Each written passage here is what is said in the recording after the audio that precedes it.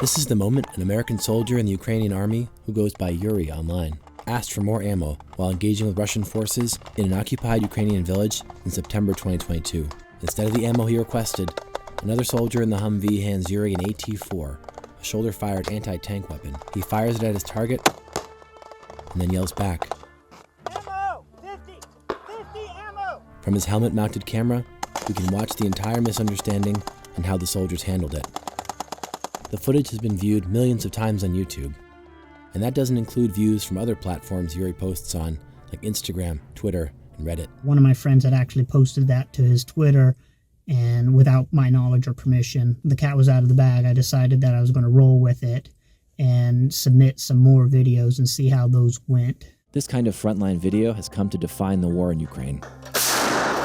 User-generated content, from soldiers and from civilians, is giving the world access to a more detailed and unvarnished view of the war than ever, and all in real time. With such prevalent access to the internet, soldiers can upload things to show people the experiences they're having right now. Matthew Moss is one of countless open-source historians who's made it their mission to collect, collate, and categorize as much of the content coming out of the war in Ukraine as possible.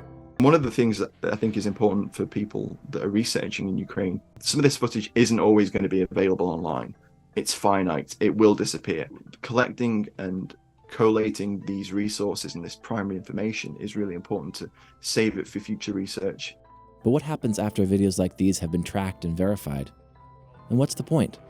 Shortly after Yuri's video went viral, he made a follow-up video breaking down the engagement and the miscommunication. The guys down below, they have no idea that there is no armor threat to us. So it's not a language barrier, but it is a communications issue. I wanted to really counter Russian propaganda regarding that. First-hand accounts from combatants and civilians are as old as war itself. We've had first-hand accounts from soldiers in the field for thousands of years. There's accounts that going back straight to the Romans and the Greeks. Oral accounts made way for written ones, which gave way to war photography and propaganda film reels that pushed agendas. Millions and millions of tons in carrying capacity to take our new armies into battle. And then came television. American soldiers hiking their way through the sweaty jungles of South Vietnam, searching for an elusive enemy. Now, historians and human rights advocates are more interested in first-person footage like Yuri's. Social media is in everyone's hands. We're on it almost all of the time. You can't go through the news without seeing devastation of civilian infrastructure, apartment buildings, schools.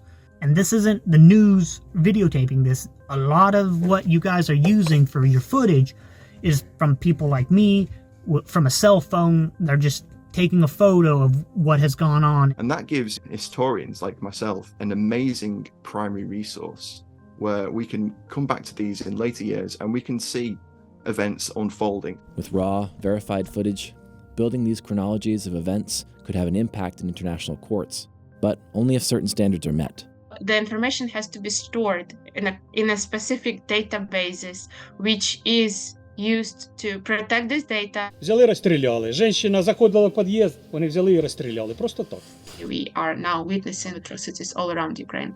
Historically, it's a very good momentum to restore justice and this gap with impunity. Otherwise, we will always, as humanity, will have this gap and this way for dictators to wage such aggression and being unpunished.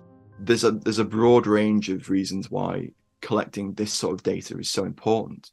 For me personally, it's a desire to understand the very human nature of conflict and the experience that people are having on the ground.